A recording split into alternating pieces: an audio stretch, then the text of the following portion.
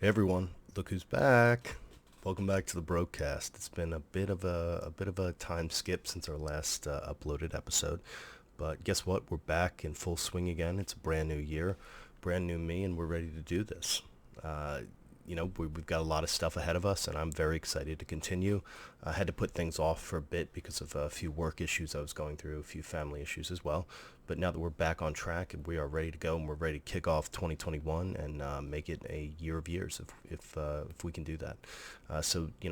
Stick on by and let's jump into today's episode. Hopefully, I'm going to be trying to upload again at a more frequent basis. Looking for something approximately like 3 to 4 days a week.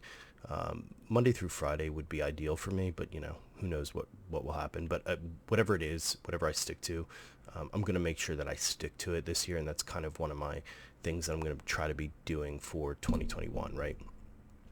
Which actually kind of leads into my first topic. But before we get to that, let me just give you a heads up on a few things. Today we're going to be talking about resolutions, what 2021 has brought us. An interesting piece I found in the New York Times, Lisa Montgomery, and finally, the future of COVID.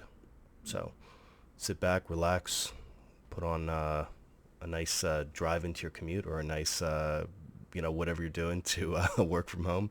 Grab a cup of coffee and let's jump into it. So, 2021 resolutions. Now, I've been asked this question a few times. For me, I don't actually make resolutions. I don't make resolutions because I don't believe that it is a successful way of achieving one's goals. So, what do I mean by that exactly? Well, the whole idea of a resolution is that you're going to do something new to improve yourself or change something that you want to change. And while I believe that is something that is incredibly beneficial and very valuable, I also think that it is kind of a easy way to get tripped up and stopped while trying to accomplish what you're trying to accomplish. And what do I mean by that exactly? And basically what I'm trying to say is that if you make a resolution and you break that resolution, did you fail what you set out to do? I don't know. A lot of people would consider that would be a failure, right?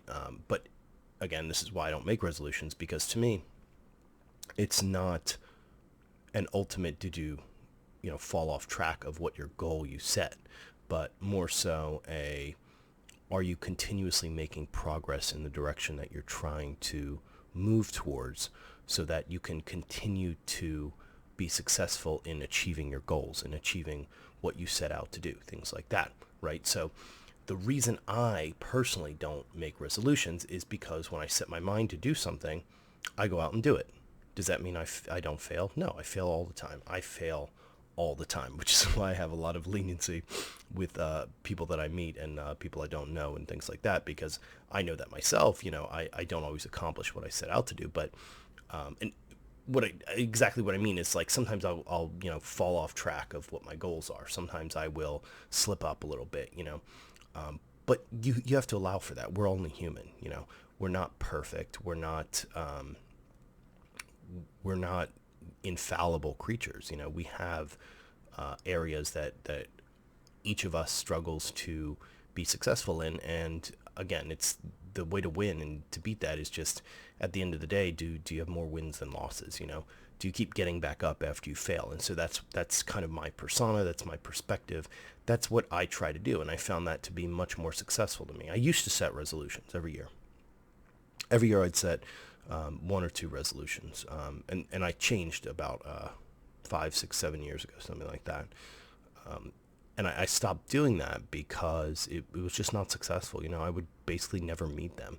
They would be too high of goals sometimes. And I've just kind of learned that over time.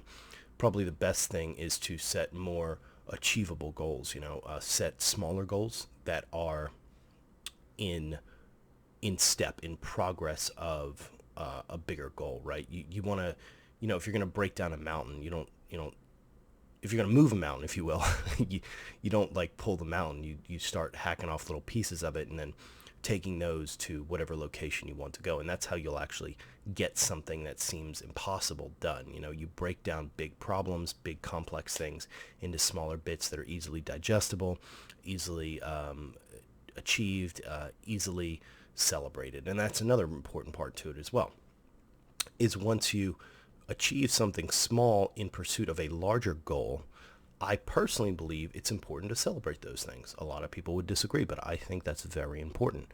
And the reason is, again, it keeps you in that state of forward momentum. If you have that mindset where you're never stopping, you're always moving forward, when you slip up, you fall off, you maybe fall short of what you're trying to go for, basically you can, continue to make successful accomplishments and progress towards that goal. So that's kind of my ideology on that, my thought, if you will.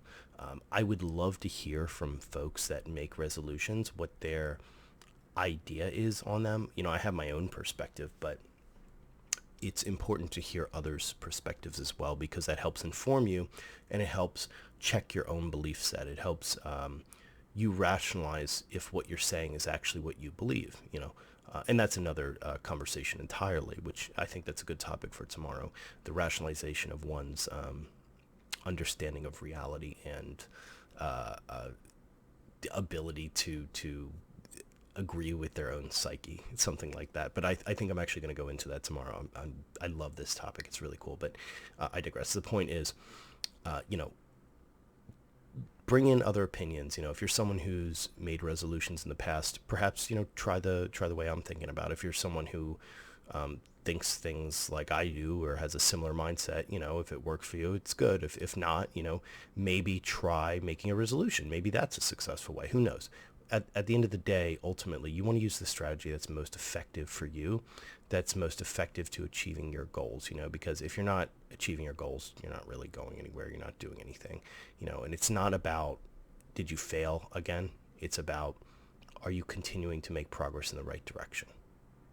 So think about it and, keep that in mind. Now, the next piece that I wanted to get into is a piece on Lisa Montgomery. Now, I don't generally like to say the name of people who commit crimes because I don't like to give them power, if you will. I don't think they deserve it. But this is an interesting case because this is a case where a woman is scheduled to be executed via capital punishment, and this is only the fourth execution of a woman via capital punishment in the United States that has ever happened. So it's kind of an interesting case. We're out here, offering capital punishment sentences to men 24/7. It's pretty common. Now, the whole context of what I'm saying is not, women versus men, but the interesting part is that she was actually received a capital punishment sentence. I don't want to get into the story so much because I don't want to, again, give this person power. I don't want to glorify murder or anything like that, but I want to bring attention to something I saw, which is the reason I brought this up. Now, I saw an article in the New York Times, right? And this article is defending this person as saying that more or less she's, mentally insane, whatever. The whole nine yards. They always, every lawyer that's got a capital punishment case probably uses a similar defense of my client's insane, they had such a horrible childhood, they were affected by this, that, or the other, and it's like, okay, yeah, and I'm not discrediting that, I want to make that very clear, but the interesting part is that the New York Times takes a staunch defense of this person, saying that, she shouldn't be killed because, her lawyer didn't argue for her enough, right? They don't actually argue with the murder at all because they agree that she did it, but they believe she shouldn't be killed based on the merit that her lawyer didn't argue for her enough. And that seems to be, to me, a very weak, disgusting kind of argument to make.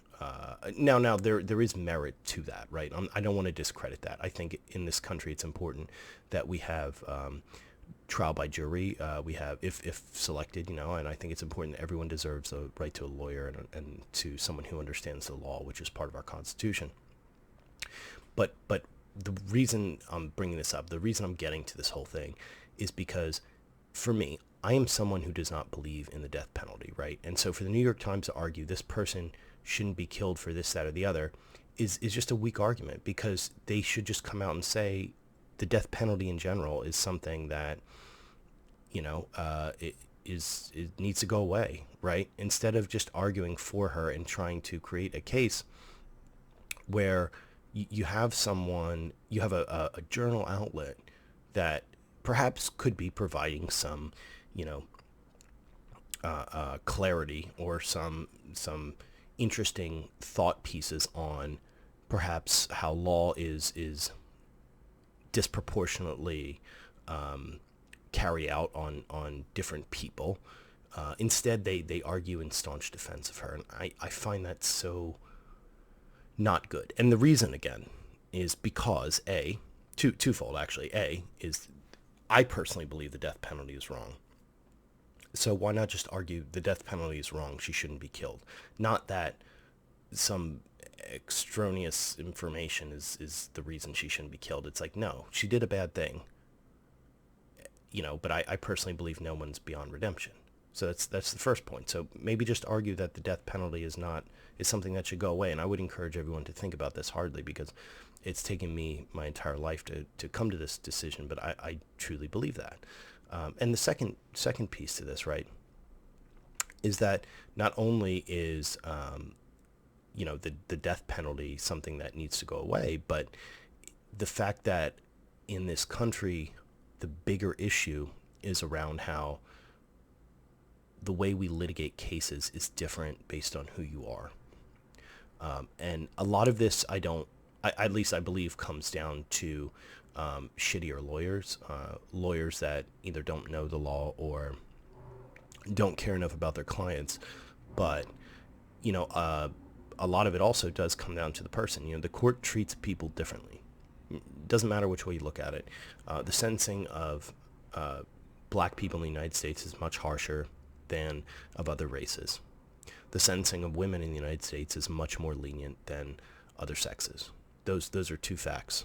The incarceration rate of men in this country is astronomically high. That is a huge problem that I am very, very against. I'm very against the private prison system. We have a system that's put in place that essentially keeps people in jail and prevents people from redemption. So even if they do find a way to manage to get out of that, society treats them differently. It's like, no, you served your term. That's what we all agreed on. If we all agree that someone should go to jail for doing a bad, we also have to come to the table and understand that everyone, gets redemption. So once they come out of prison, they've served their sentence and they should be reintegrated into society, and they need to be helped to do that because they've been pulled out of it for so long, But the bigger issue here, and we'll get back to Lisa Montgomery in a second, but while we're on this tangent, but the bigger issue here is the private prison system, in that, the government cannot afford to basically keep people in jail. And so with and this is an oversimplification of an incredibly complex topic that I am very much not doing justice to, but the idea that these private prisons the government started using are getting funding from the government because they can keep people in prison at a cheaper rate. Well, the problem is they are a business, and so the more people that they keep in prison, the more money they get from the government. So in the idea of living in a free country, we have a business that keeps people in prison. Think about that. And of that business, an overrepresentation, ridiculously high levels of men, and specifically, if you wanted to factor out, races and various other things, black men. That's crazy, and that's not good. That's something we absolutely have to fix. I don't want to get into how we got there, because that's a very tough, sad, and long discussion that needs to happen with someone much more intelligent and able to talk about this subject better than I can. I just have the basis of it, and that's all I needed to really know it was super wrong. But to me, again, just with my mantra and the way I kind of live my life is we're at a bad place and we can still grow and become something better. And from that, we need to do that. And so we need to go from having private prisons get funding from the government to a place where we start finding better ways to deal, various sentences and deal with the entire prison system in general. We have to get rid of the idea of private prisons. No business should own people. It's to me, it feels like a modern day slavery issue. That's just my own opinion on that. I'm very, very, very against private prisons. It's not good. But back to Lisa Montgomery. So first woman in since 1953 that's been executed. She's scheduled for execution on January the 12th. And, it looks like that's going to go forward. We'll see what happens. But if you factored in the number of men to women that were executed, again, I don't believe in execution in general. So I think we shouldn't have a death row. But, if you actually look at that, it's like the chances of her getting executed are pretty low. So as much as, to close out this topic before we get into the last one, as much as I am against the New York Times article in defense of this person, because the New York Times never defends men that are on death row. They just don't do that. I still believe she should be let go because I think that we need to look at the idea of a death penalty and a death row as a whole and determine if that's something that should go away and should really be something that is a thing of the past. We are a species that learns from our mistakes. That's something that no other species on this planet can do, and I think it's an archaic way of dealing with crime, and I think we should really get rid of it, or we should at least have a dialogue about the possibility of that, and see where we go from there. So I'll close out that topic. That's a tough one for me because it's something I think about actually a lot. And let's jump into our last topic. So the future of COVID, right? Again, this is probably going to get me censored or banned or something on here, but I'm very strong believer in COVID and everything that's bad with it. So let's not even go into there. I'm not an anti-vaxxer or anything like that, but I just wanted to bring up something that keeps coming up, where everyone's saying, okay, when COVID's done, when the lockdowns are done, yada yada, whatever. What I keep saying and what I've held true from the beginning is, we are in a different age and a different time than where we used to be, right? So where we are with COVID is just a stepping stone. And what I mean by that is that COVID-19 is just the first virus, right? I'm not saying there's some Illuminati plot to send viruses here or something like that. I'm just simply saying we live in a globalized economy more so each day. And what that means is, we're going to be traveling and trading with more people around the world. We currently don't have a singular world economy in a sense that there's no currency. Bitcoin might be the closest to it, but we're going to have interaction as a species more and more. And we have seen that, that's something where people used to live in, small towns and then small cities and small areas and states and countries. And now you've got families spanning multiple countries across the world. And that's just how we're growing as a species again, but with that being said, it's like these lockdowns, COVID-19, that's just the first virus of something we're going to keep getting likely. And it's probably going to be a different virus next year. So the crux of it is we're going to have to learn how to live with the idea and invent of viruses as a reoccurring theme.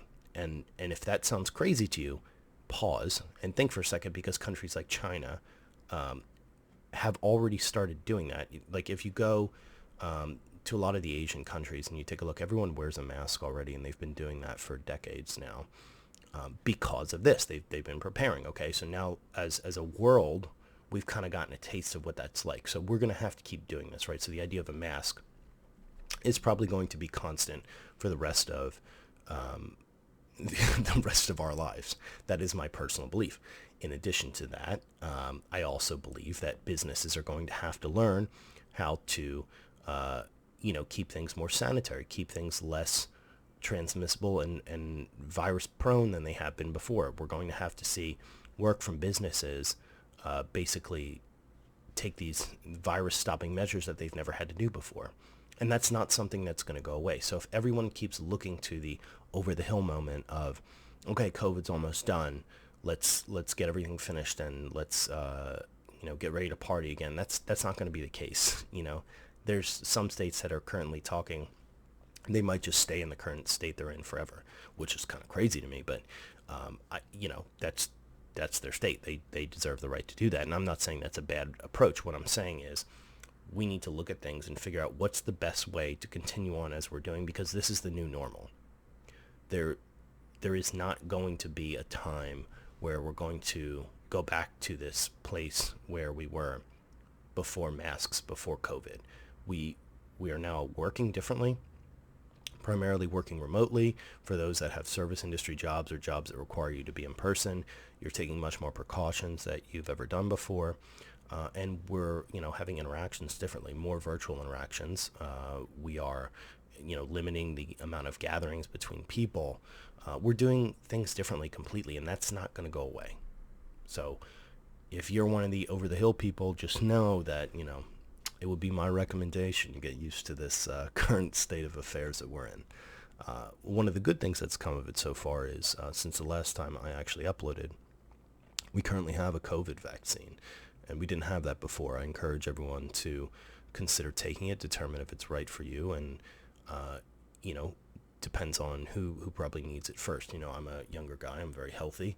If I was going to take a COVID vaccine, I would probably wait till those that need it more got it. And I'm not just saying that to be like, oh, I'm a good person. That's not the context. I'm just saying that there is a much greater need from our older population currently. So if you're, medical people in the field, our military, people that are 24/7 working with others face to face, those are the folks that need it. Young, healthy people like myself, which could more or less almost 100% survive COVID if we got infected, we're less important to actually get the vaccine to. So I'm saying that at some point in time when it becomes more mainstream, I'll likely take the COVID vaccine, but I think it's important that, seniors, medical workers, military officials, people that have to interact with others and high-risk folks get that vaccine first. So let's all, pray that everything turns out well, and hopefully the next virus that we have, we develop a vaccine that is, a little bit quicker than this process.